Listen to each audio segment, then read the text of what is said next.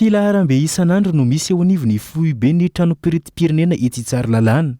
Vokatry ny fahataran'ny asa sy ny tolotra misy eo anivon'ity orinasa-panjakana iray ity. Vokany, velon-tarena manoloana ny tsy fampian'ny bokon'omby afaka omena azy ireo ben'ny tanàna. Tonga mila raharaha eo an-toerana, indrindra fa ireo ben'ny tanàna avy amin'ny faritra maro manerana ny nosy. Fa misy olana eto amin'ny fangalana taratasy bokon'omby aty amin'ny imprimerie nationale. Tsy ampy le izy. Isaky ny maire zany mahazo 10 ary ndraindray tsisy. Zao zahay mieritreritra halika ilay sifay 10 nefa tsisy afatarako. Filaharam-be zany maraina be tonga eto. Ary zay zany efa mamonjy amin'ny 4 eto zay vao fa 10 ka tonga ato tsy ampy le zao zany arivo 1000 éleveurs zany no hovatsina bokon'omby kanefa 10 ny azo androany rapitro 10 de mandra-pahoviana zany no hijanonana eto. Fotoana maro araka izany no lanin'ireo ben'ny tanàna avy amin'ny faritra tonga maka ny bokon'omby eo anivon'ny trano piriti-pirenena ity. Tsy maraka ny tolotra ny tenady raha ny fanazavana izy ireo.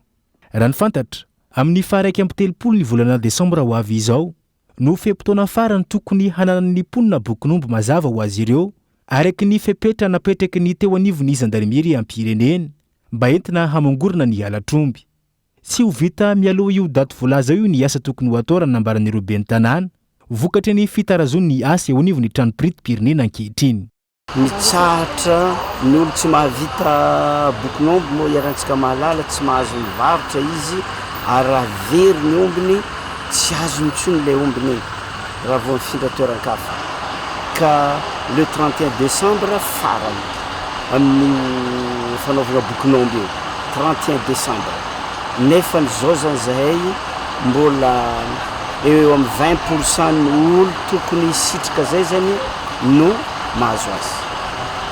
Zay zany mitaraina zay ben'ny tanàna lany fotoagna eto maro ny asa miandry an-tanàna. Ny gendarme zany tsy manaiky raha tsy le 31 décembre ka ny imprimerie nefa ny tsy maharaka ka zany nahatonga zahay miteny hoe renforceo ile fanaovana boky ampiagna amin'ny fomba rehetra. Tsy aivana fa tsy mbola manana tale jeneraly misahana azy ny trano piriti-pirenena ety Tsaralalàna. Taoriny ny famindrana andraikitra ny tale jeneraly teo aloha ka tsy nazahoam-panazavana ity ivitoerana ity mahakasika ny fitarian'ireo ben'ny tanàna ireo.